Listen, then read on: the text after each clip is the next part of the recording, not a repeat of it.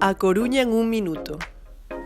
Situado en pleno corazón de la ciudad y en la clásica y peatonal zona de Paseo de los Cantones se encuentra el Obelisco, uno de los monumentos más populares de A Coruña. Esta gran columna, construida en base octogonal y rodeada de un pequeño jardín, tiene en su parte más alta un reloj de 4 esferas y una veleta. Pues bien, ¿cuál es la historia de este monumento?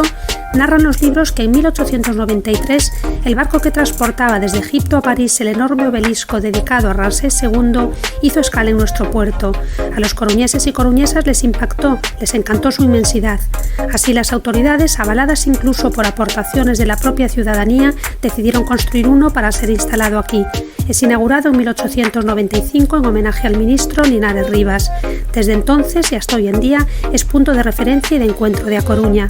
¿Qué coruñés o coruñesa no ha dicho más de una vez quedamos en el obelisco?